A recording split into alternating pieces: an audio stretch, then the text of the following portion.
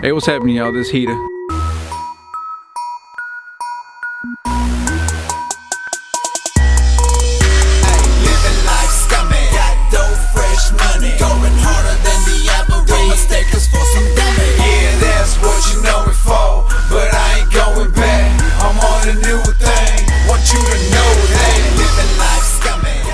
I want to share with you guys my testimony and the times when I've allowed God into my life and the results of that, and even the times when I kicked God out of my life, and let you guys know the result of that. I grew up in a household where going to church wasn't a normal everyday thing. My mom would take me to mass every now and then, but my real introduction to Christ and what the gospel was about was when a little Baptist church would come pick me up. My parents would let them pick me up on a Sunday morning, and that's when I really heard about, the gospel and about the blood of Christ. And at the time, my family was going through a lot of struggles. One day my dad came home, said, "Mijo, we're gonna start going to church." We started going to church, and I sat in the back watching people being delivered, watching people being healed, watching people be set free and give their lives to Christ, but I never experienced it personally. Years had gone by of me living that kind of lifestyle, and one day my parents decided not to go to church, and they left it up to me if I wanted to go or not, and naturally I chose not to. And before you know it, days turned into weeks, weeks turned into months, months turned into years. One day I'm in my room, chilling all by myself, and that's when the devil decided to try his little trick with me. He told me, "You see God move. You seen God move. See me move. God's real. So am I." And at that time in my life, that spoke so much to me, because I had already felt disconnected and apart from God. In my heart and in my mind, I was thinking, what would God want to do with me? Well, He wouldn't want anything to do with me. I'm already on my way to hell. Might as well bust the gates of hell wide open, right? So I got on my knees that night, told the devil literally, come into my life and use me. Man, I thought the doors were gonna open up, wind was gonna fly through, I was gonna get big and swole, and I'd go whoop on all the people I didn't like. But that didn't happen. I got up from my knees that night, felt exactly the same.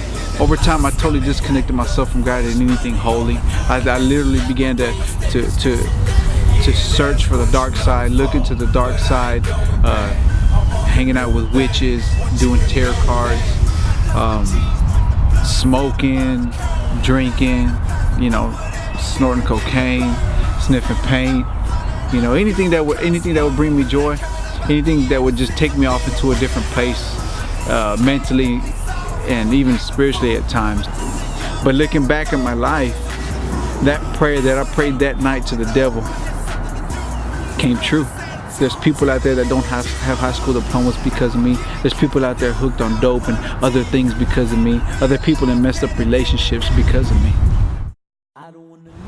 It was in high school when the reality of life and death and eternity started to impact my life. Had so many friends that passed away. Got homies nowadays asking, "Bro, why'd you chill?" And I'm like, "Man, don't act like you don't know. We got too many homies resting out here in Grove Hill." With the death of my homeboys, Smurf, David Diaz, Billy Morales, Lupito, Rigo. Their life was taken at an early age because of ignorance, because of hate. Those funerals really impacted my life, because as I'm sitting there with my friend laying in a casket, me knowing the truth inside, but didn't have the boldness or didn't have the passion to share it with anybody, was starting to impact my life. I had to step up. I had to do something. I get on my knees and be like, "God, help me. I need your help. I need your help." And the enemy would come back and spit those lies in my ears saying, "Don't even bother coming to God. You know what you're going to do tomorrow. You know what you're going to do the next day. You know what you're going to do when you get paid." So I'd get up from my knees and be like, "He's right. There's no point in me praying." But little did I know that those prayers I was praying that night, God was listening to them because I meant them with my heart.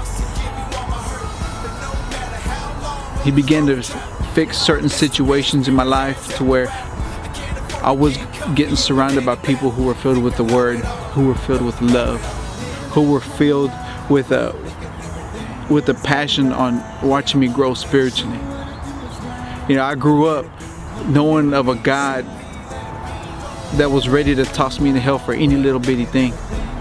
That's why I rebelled so hard when I slipped up that much. Because I thought if I slipped up this much, He really don't want nothing to do with me. For the whole year of 1999, I was going to church, sitting in the back, listening to the Word. I didn't care about establishing relationships. I would go and sit in the back, listen to the Word. I would receive it. I would eat it because I was hungry. Then I'd get in my car and smoke out. I hadn't even left the church parking lot and I had a blunt ready to fire up. But I wanted the Word, and you know what? God did not tune me out because He saw the work that I was putting in to seek Him, and little by little He was going to work with me. It got to the point where I started letting the weed go. I didn't have no desire for the weed. I got to the point where I had to let it go. Why? Not because the Bible said not to do it. Not because the pastor said not to do it. Not because the law said not to do it. I didn't care about what anybody had to say. It's because I began to have a relationship with my God. I began to have a relationship with my Christ. You begin to draw so much closer. You begin to draw so close to Him and desire more of Him and what it is that He has to offer for your life, and you want to show Him you love Him. And it gets to the point where no one has to tell you to stop smoking. No one has to tell you to stop looking at pornography. No one has to tell you to stop doing this and doing that, because you want to do it on your own, because it's separating, because you know it's keeping you, you feel that's keeping you away from God, and you do anything to stop that and just to draw closer. See, my rap had got started when somebody gave me a Christian rap CD, and I wasn't going to buy that stuff. You know, someone gave it to me, so I popped it in the CD player. And the words he was speaking were truth, and they were penetrating my soul. They were ministering to me, and that's when I heard God say, hey, that's what I want you to do. Now, me physically, I didn't want to do that because I had other plans lined up with other people who are doing major things now. And when God told me that, I said, no, what you need me for? And what He told me that day is what I want to share with you. He told me, He says, look, there's people that are going to miss hell and enter into my glory because you were obedient, not because He was. See, we all have a circle of influence. You know what I'm saying? You know, I represent that world rocker. And it doesn't necessarily mean to go out into other nations, even though those are my plans. But if those aren't your plans, we all have a little world of influence that we need to rock for Christ. We need to rock that little world. See, there's people that'll never listen to me. They will never hear what I have to say, but they'll listen to what you have to say. They need to hear it from you. They need to hear your experience with God. So I challenge you to take up that calling and to take up that cross